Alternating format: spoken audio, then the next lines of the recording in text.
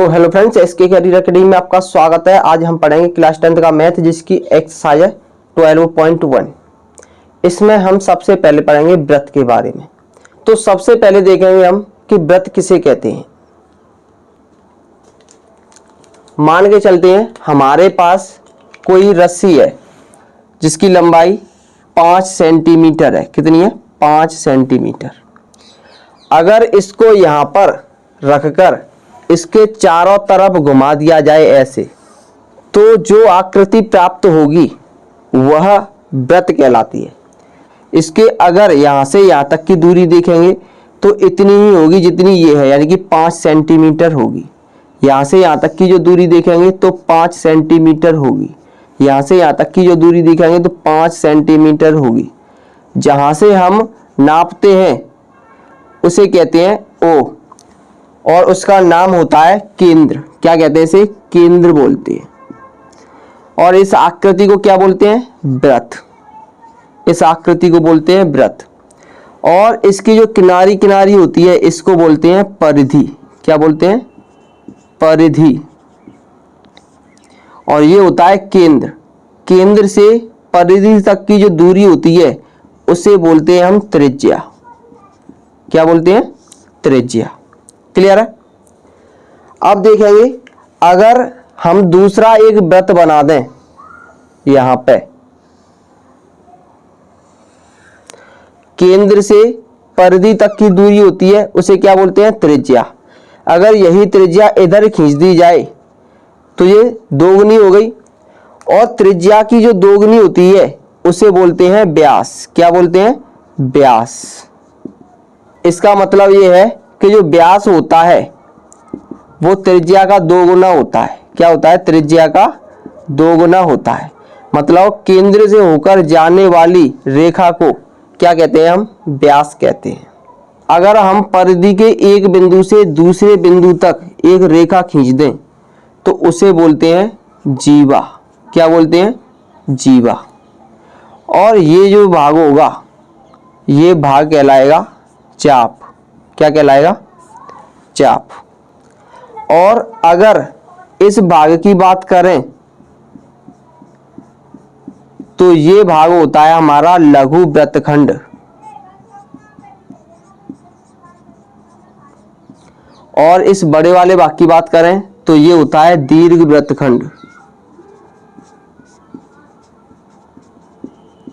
इसका मतलब है कि वृत्त का लघु खंड, मतलब लघु का मतलब होता है छोटा खंड, और दीर्घ वृत्त खंड का मतलब होता है बड़ा खंड। यानी कि एक वृत्त का बड़ा खंड दीर्घ वृत्त खंड, और एक वृत्त का छोटा खंड लघु वृत्त खंड कहलाता है। क्लियर? अगर यही वृत्त 2 त्रिज्याओं से कटा हो तो इस भाग को हम कहेंगे लघु त्रिज्य खंड। मतलब जो छोटा वाला भाग है उसे कहेंगे लघु त्रिज्य खंड। त्रिज्य खंड क्यों कह रहे हैं? क्योंकि ये त्रिज्याओं से घिरा हुआ है। और ये जो बड़ा वाला भाग है इसे कहेंगे दीर्घ त्रिज्य खंड।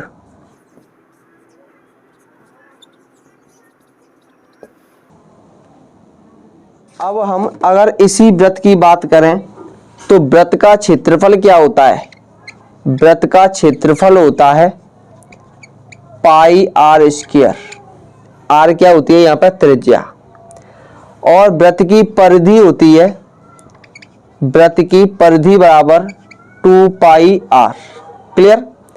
अगर हम बात करें अर्धवृत्त का क्षेत्रफल, इस वाले भाग की बात करें, ये क्या है? आधा वृत्त हो गया। तो अगर हमें अर्धवृत्त का क्षेत्रफल निकालना है तो अर्धवृत्त का क्षेत्रफल होता है जो हमारा पाई आर स्क्वायर, यानी कि पूरे वृत्त का क्षेत्रफल होता है, और मैं 2 से भाग दे देते हैं। क्लियर? और अगर हम अर्धवृत्त की परिधि निकालें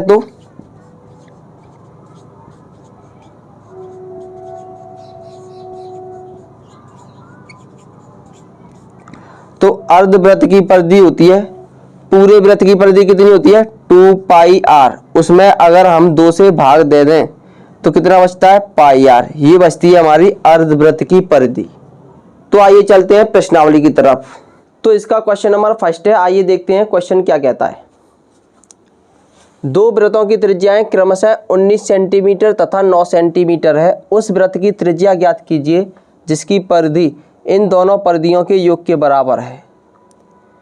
हमें क्या दिया गया है, दो वृत्त दिए गए हैं छोटे छोटे, जिसकी त्रिज्या कितनी दी गई है, 19 सेंटीमीटर और 9 सेंटीमीटर।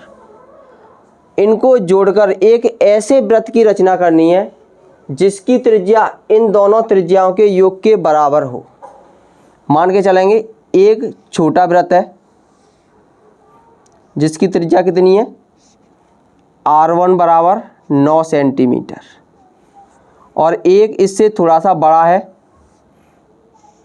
जिसकी त्रिज्या कितनी है, 19 सेंटीमीटर, यानी कि R2 बराबर।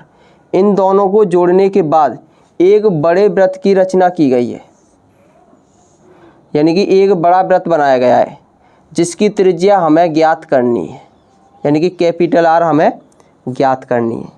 तो यहाँ पर लिखेंगे दिया है, क्या दिया है, वृत्त की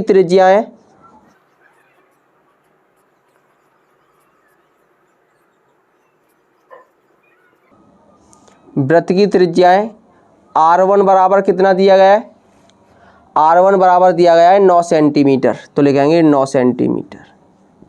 और R2 बराबर कितना दिया गया है, R2 बराबर दिया गया है 19 सेंटीमीटर।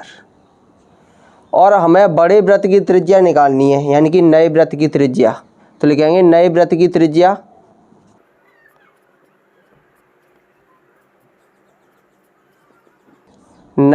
त्रिज्या कैपिटल R हमें ज्ञात करनी है। अब क्वेश्चन को पढ़ेंगे। उस वृत्त की त्रिज्या ज्ञात कीजिए जिसकी परिधि इन दोनों परिधियों के योग के बराबर हो। मतलब इसकी परिधि इन दोनों परिधियों के योग के बराबर हो।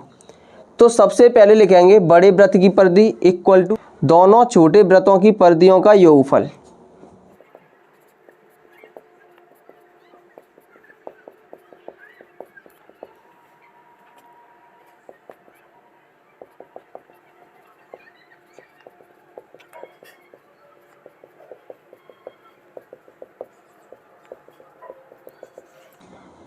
तो यहाँ पर हमने लिख दिया है बड़े वृत्त की परिधि इक्वल टू दोनों छोटे वृत्तों की परिधियों का योग। बड़े वृत्त की परिधि कितनी होगी, 2 पाई कैपिटल R, तो लिखेंगे 2 pi capital R equal to दोनों छोटे वृत्तों की परिधियों का योग, मतलब इस वृत्त की परिधि प्लस इस वृत्त की परिधि। तो सबसे पहले इस वृत्त की परिधि निकालेंगे, 2 पाई R1 प्लस इस वृत्त की परिधि 2 पाई R2। यहाँ से हम 2 पाई कॉमन लेंगे तो ये हो जाएगा 2 pi R equal to 2 pi common लेने पर यहाँ पर बचेगा R1 प्लस R2। तो यहाँ से 2 पाई को 2 पाई से कैंसिल कर देंगे, R का मान आ जाएगा, R1 का मान कितना है, R1 का मान दिया है 9 सेंटीमीटर, प्लस R2 का मान कितना है, R2 का मान दिया गया है 19 सेंटीमीटर। क्लियर। तो कैपिटल R है ये आ जाएगी 28 सेंटीमीटर।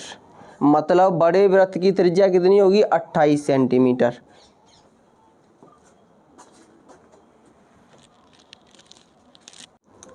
क्वेश्चन नंबर 2 है, आइए देखते हैं ये क्या कहता है।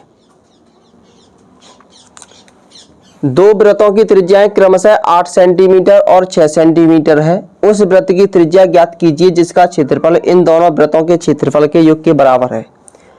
क्वेश्चन सेम टू सेम है, उसमें भी हमें दो वृत्तों की त्रिज्याएं दी गई थी, इसमें भी हमें दो वृत्तों की त्रिज्याएं दी गई हैं। उस क्वेश्चन में हमें परिधियों का योगफल दिया था, इस क्वेश्चन में हमें क्षेत्रफलों का योगफल दिया है। यहाँ पर क्या दिया गया है, त्रिज्याएं दी गई हैं, दो वृत्तों की त्रिज्याएं R1 और R2 के मान दिए गए हैं। मान के चलते हैं दो वृत्त हैं हमारे पास, एक वृत्त है जिसकी त्रिज्या है 6 सेंटीमीटर और एक दूसरा वृत्त है जिसकी त्रिज्या है 8 सेंटीमीटर। कितनी है, 8 सेंटीमीटर। अगर इन दोनों वृत्तों के क्षेत्रफलों को जोड़ दिया जाए तो एक बड़ा क्षेत्रफल वाला वृत्त प्राप्त होगा। तो इस वृत्त की त्रिज्या हमें ज्ञात करनी है, इसको मान लेंगे ये है कैपिटल R। क्लियर है। तो हमें दिया गया है त्रिज्याएं, तो लिखेंगे त्रिज्याएं R1 बराबर कितना है, 8 सेंटीमीटर और R2 बराबर दिया गया है 6 सेंटीमीटर। क्लियर। वृत्त के क्षेत्रफल की बात कर रहे हैं तो वृत्त का क्षेत्रफल होता है पाई आर स्क्वायर। वृत्त का क्षेत्रफल कितना होता है? पाई आर स्क्वायर। तो सबसे पहले निकालेंगे इस वृत्त का क्षेत्रफल प्लस इस वृत्त का क्षेत्रफल बराबर बड़े वृत्त का क्षेत्रफल। तो लिखेंगे दोनों छोटे वृत्तों का क्षेत्रफलों का योग बराबर बड़े वृत्त का क्षेत्रफल।